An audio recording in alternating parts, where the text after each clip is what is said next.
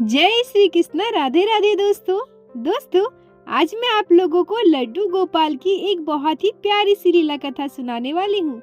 आशा करती हूँ प्रत्येक दिन की तरह आज की ये लीला कथा भी आप लोगों को बहुत अच्छी लगेगी।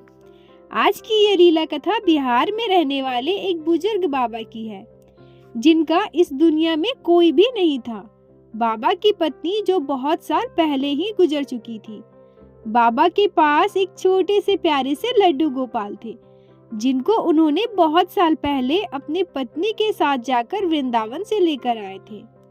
उनकी पत्नी की मृत्यु हो जाने के बाद बाबा इस दुनिया में बिल्कुल अकेले हो गए, क्योंकि उनके कोई बच्चे भी नहीं थे।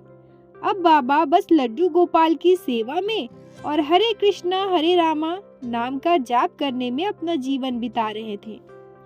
आसपास के गांव में जहां भी भागवत कथा होता था, बाबा अपने लड्डू गोपाल को लेकर वहां भागवत सुनने के लिए चले जाया करते थे। बाबा के मन में बहुत दिनों से यह इच्छा हो रही थी कि वृंदावन जाकर बाकी बिहारी जी के दर्शन करूं, और वह यह भी सोच रहे थे कि जब से वह लड्डू गोपाल को वृंदावन से लेकर आए हैं, उनकी पत्नी की मृत्यु हो गई, पर दोबारा उन्हें कभी भी वृंदावन धाम जाने का सौभाग्य नहीं मिला। अब वो सोचने लगे कि मुझे लड्डू गोपाल को लेकर एक बार वृंदावन धाम जरूर जाना चाहिए, परंतु आने जाने का खर्च, उनके पास इतने पैसे नहीं थे कि वो वृंदावन जा सके। अब बाबा धीरे धीरे पैसे जोड़ने लगे कि कब मेरे पास पूरे पैसे हो जाएंगे और मैं अपने लड्डू गोपाल को लेकर वृंदावन जाऊंगा। धीरे धीरे करके बाबा ने कुछ समय के बाद पैसे जोड़ लिए और अब बाबा अपने लड्डू गोपाल को लेकर वृंदावन धाम की ओर चल दिए। वृंदावन जाकर बाबा बहुत ही खुश थे। अच्छे से दर्शन हुए। उसके बाद वो सोचने लगे कि मैं यहाँ से कुछ पेड़े और लड्डू खरीद लेता हूँ। घर जाऊंगा तो सभी लोगों को प्रसाद भी देना है। बाबा ने कुछ लड्डू और पेड़े वहाँ से लेकर मंदिर गए और वापस उसे प्रसाद के रूप में लेकर घर आने लगे। बाबा को वृंदावन से बिहार आना था, इसलिए वो ट्रेन पर बैठ गए। रास्ते में मुगल सराय स्टेशन आया। तब तक शाम हो चुकी थी। बाबा सोचते हैं कि अभी तो मुझे घर पहुंचने में 4-5 घंटे और लगेंगे और मुझे भूख भी लगी है, तो उन्होंने अपने प्रसाद का पैकेट निकाला और सोचा इसमें से 1-2 पेड़े निकालकर खा लेता हूँ। बाबा जैसे ही प्रसाद का पैकेट खोलते हैं तो देखते हैं कि सारे प्रसाद में लड्डू पेड़े में चींटियां लग चुकी है। फिर भी उन्हें भूख लगी थी, तो वह 1-2 पेड़े वहाँ से निकालकर उसमें से चींटियां हटाकर खा लेते हैं और वापस उस पैकेट को झोले में रखने की सोचते हैं।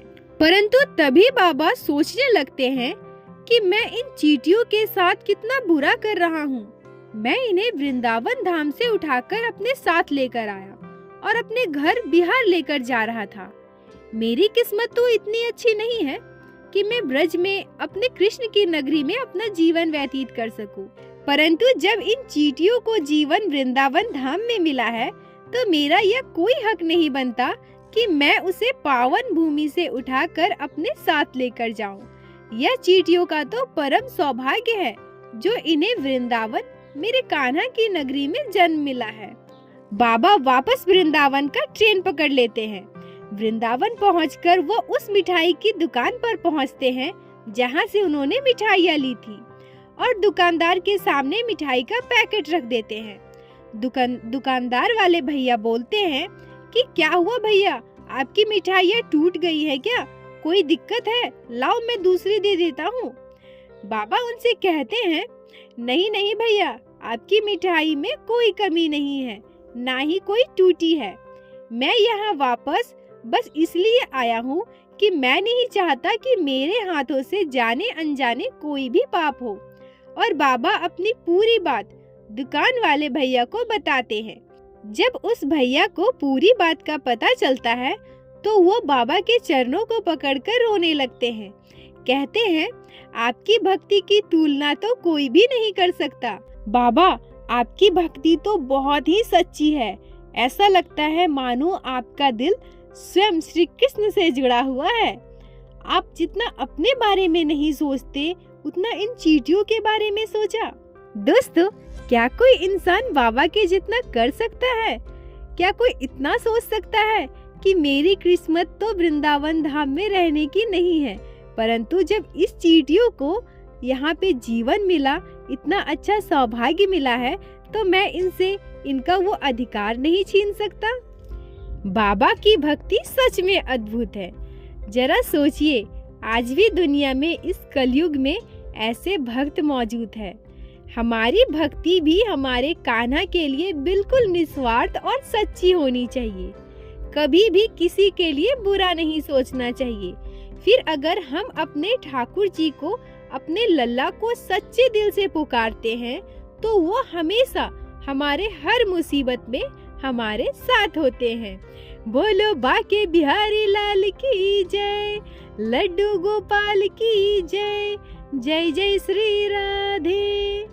दोस्तों, अगर आप लोगों को आज की ये लीला कथा अच्छी लगी हो, आपके दिल को छुई हो, तो कृपया वीडियो को लाइक करें और अपने दोस्तों के साथ शेयर अवश्य करें, जिससे बाकी भक्त भी लड्डू गोपाल की इस अद्भुत लीला कथा को सुन सके। और हमारे चैनल को सब्सक्राइब करें, जिससे प्रत्येक दिन आप लोग हमारे चैनल पे श्री बाके बिहारी श्री लड्डू गोपाल की अद्भुत लीला कथा सुन सके। दोस्तों, अगर आपके भी जीवन में घटी हो कोई भी चमत्कारी घटना, या लड्डू गोपाल ने कभी भी की हो कोई भी लीला जिसे आप हम सभी के साथ शेयर करना चाहती हैं, तो कृपया हमें इंस्टाग्राम पे मैसेज कीजिए। हम आपसे कांटेक्ट करेंगे और आपकी उस लीला कथा को हमारे चैनल पे बाकी सारे भक्तों के साथ शेयर अवश्य करेंगे। राधे राधे दोस्तों।